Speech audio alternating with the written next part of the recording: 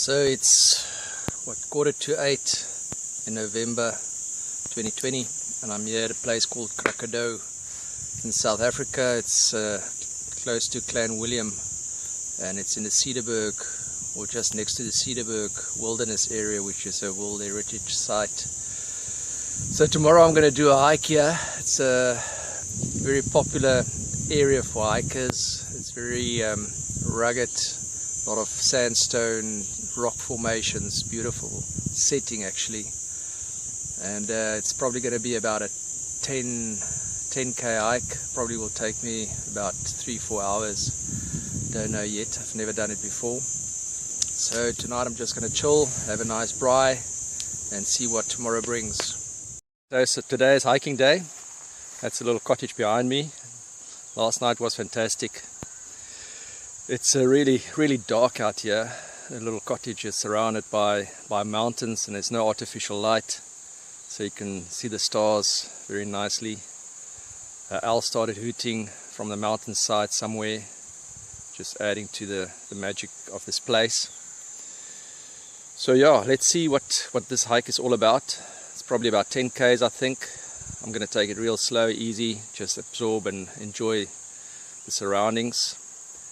And I've already seen a couple of wildlife items, a hare, a gecko, a tortoise, and maybe I'll see something more. Maybe I'll see one of the leopards that roam this area as well, but they're very elusive, but we can only hope.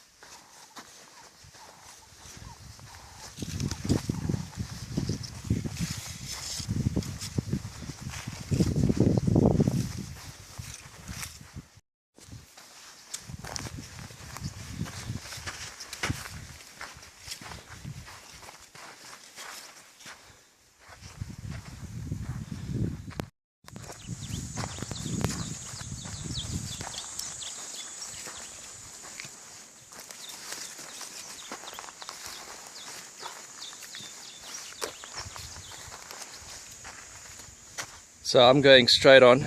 I'm going towards Heuningvlei. Me and a couple of my hiking buddies spent a weekend there hiking on that side of the Cederberg a couple of weekends ago. It was fantastic, but we rained out, and today I'm going to go probably halfway towards Heuningvlei, but circle back towards Krakadouw, where I'm tonight again.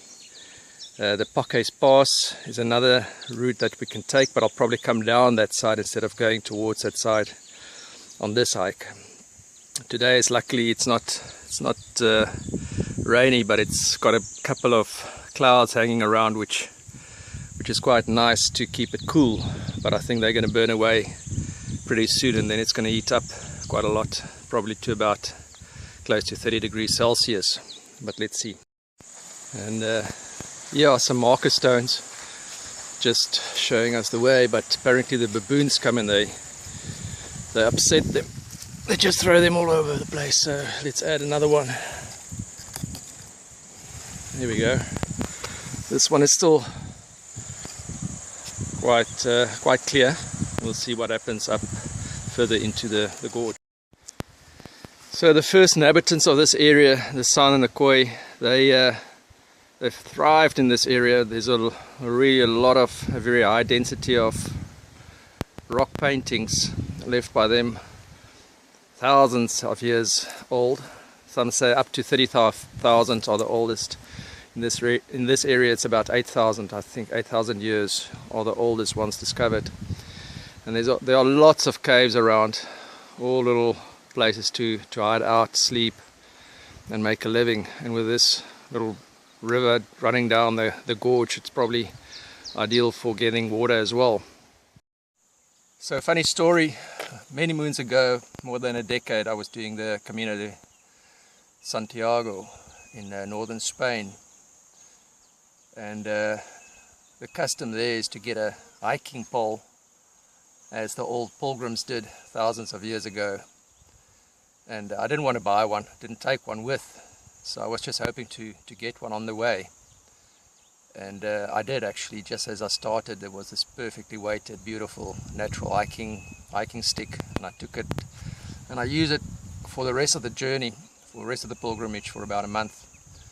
And when I came here, I also wanted to get a hiking stick. I don't usually use them, but it's end of November, and with the snakes out and about and hiking alone, I thought maybe I should just get something to ward them away if they cross my path, because there are a lot of snakes in this area. And I was looking all over, but I couldn't find anything. They were just either too flimsy or too heavy. And then as I sat down this morning to drink my coffee, I saw this fantastic hiking stick. Even got a little V at the end to pin the head if I needed to, like Bear Grylls. But and yeah, here it is. It's absolutely fantastic. So I've been using this. Haven't seen any snakes yet, but there's a long way to go, so maybe I do encounter some. And this is quite a surprise, a stone structure. I didn't expect it here. Looks like something that's quite old, clearly abandoned. Quite beautifully built with natural stone from the area. Let's go have a look. Now this turns out to be a SA war blockhouse, and it's from 1899 till 1902, and you can actually see those little holes where they could aim their guns from. Very nicely built structure, very old. And this is also the spot where on my GPS route I need to, instead of going up that ravine, I have to turn left and circle all the way back to make it the 10k hike that I planned. But it's only been an hour and a half, very easy, gentle uphill hike, and it's only taken me an hour and a half to get here. So, and it's 4k's, it was only 4k's. So I think I'm just going to push on a bit, just to explore some of that ravine over there. If you carry on with that, you'll end up at Heuningvlei. I'll definitely have to do that one day. So now I'm going to go left down there, and then just push on a bit straight up there, and then I'll come back this way past that little place they call Grot, Yellow Cave, which is right down there. Grot, Yellow Cave. So I'll probably go and explore that a bit. But for now I'm just having some snacks, some water, and enjoying the peace and quiet. So I found this little overhang just below the war blockhouse, and you can see that it's definitely being used by somebody. You can see there's some coal still right there. Somebody made a little fire, maybe slept here. I know that it's a wilderness area, so there's free camping allowed, and it might have been used by some hikers just for the fun of it, to sleep here or to get out of the rain, whatever the case might be. But there are no rock paintings against the walls. So here's a little flower bush, and I must say they smell a lot like frangipani. Very nice aroma, delicate smell. Lovely.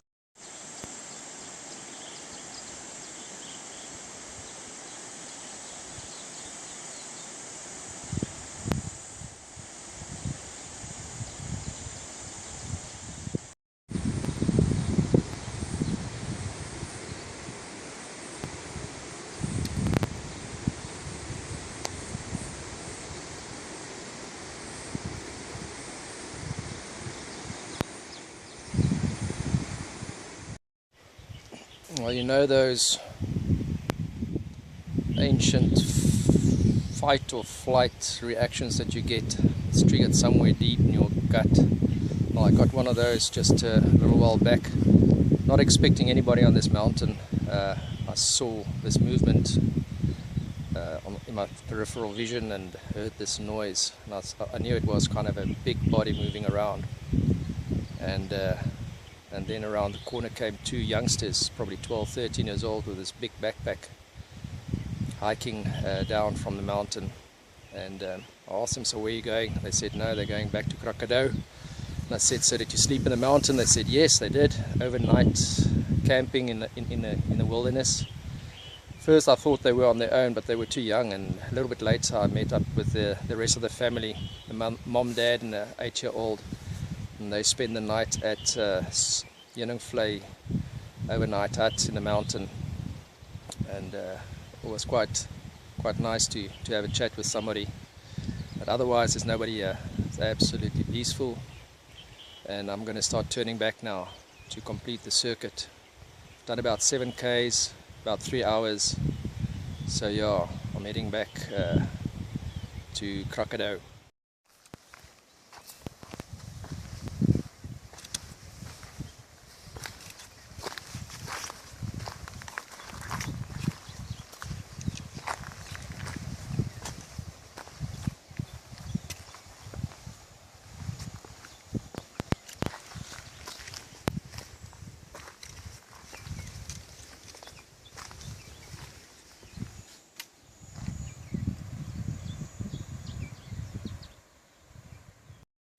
A moment ago I thought I heard some dussies calling, the alarm call, and I tried to see them but I couldn't.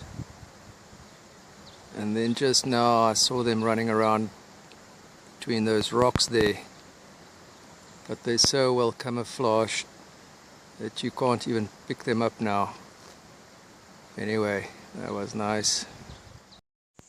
I'm here back at the blockhouse, the one that I had a little bit of a break on, and now I've got to go to the right somehow and cross the stream and go to the yellow cave, the Geel Grot, and then follow the road or the path that way.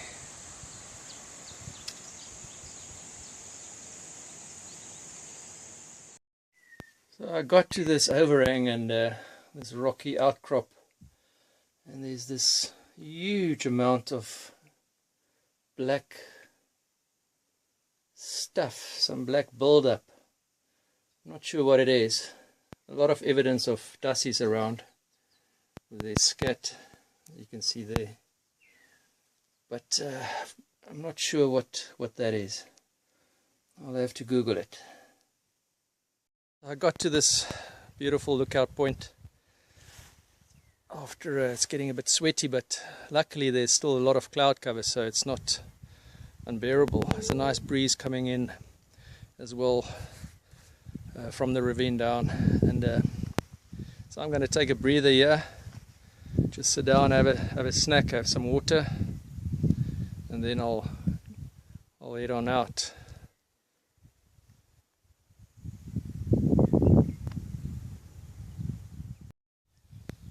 So I'm really lazy now, just taking a little map here on this rock. It's got a beautiful view. I think it might be my favorite spot so far. But yeah, I'll have to push on.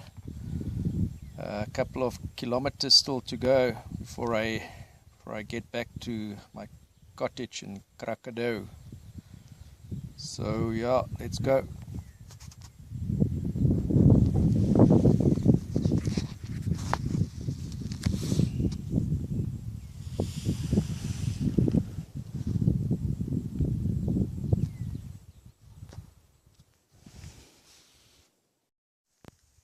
There, perched on that rock, you can see the little dussie. He's been calling for quite a while now. His warning calls. Right there at the top. There we go. Gone is he. So right there at the back, it's a little speck there. Now that's my cabin. That's where I'm going to sleep again tonight. So I'm kind of getting back to where I started, and it's actually getting a bit more cloudy now, which is actually nice. Nice little breeze, and I'm not so lazy anymore. So I took the longer route back just to see what it's like and to explore a bit. It's absolutely beautiful, as you can see behind me.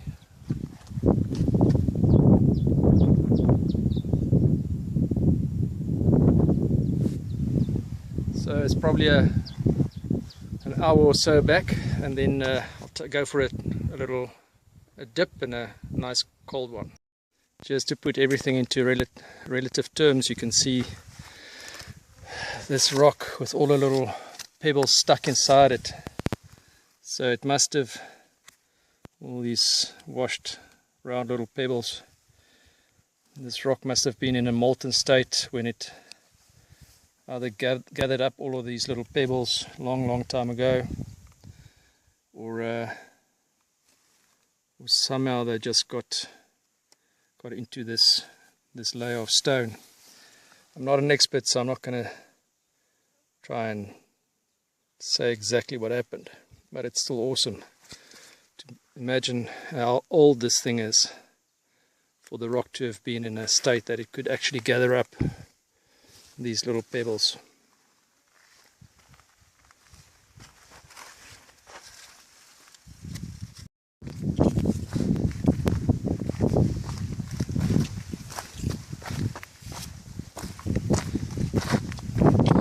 Dropping down quite quickly, quite a rapid descent back down to the valley. Still not 100% sure how I'm going to get there, but there's a kind of a path that I'm following. Some places it's not as clear cut, some places it's easy, but it's beautiful. Oh, and here I've got some of the wildlife. A little buffalo, not little cow.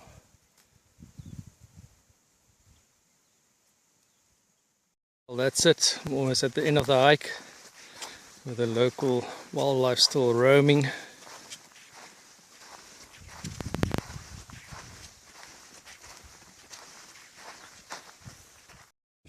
Well, that's it for the hike then. So it turned out to be just under 20 k's and about 8 hours, just over 8 hours, just more than 8 hours. It was really beautiful, but I did take it very slow.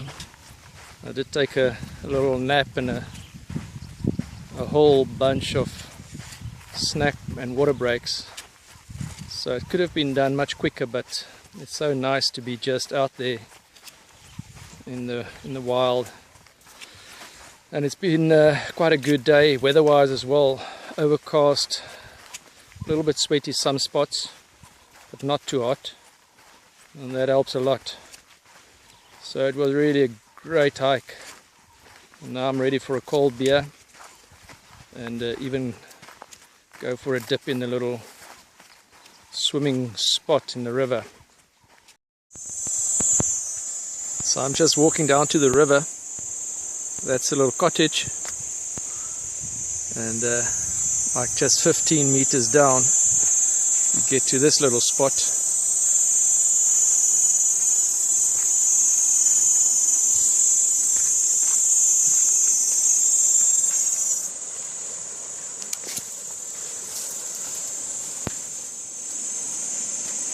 And what a surprise! Voila, a little swim spot. Beautiful. So I guess it's time for a little swim. So if you're squeamish, switch it off now.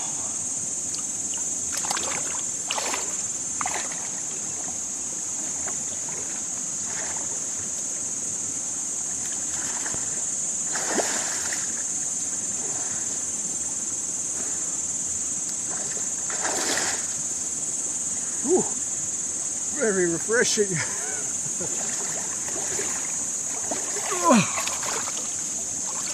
Quite chilly, but it's good.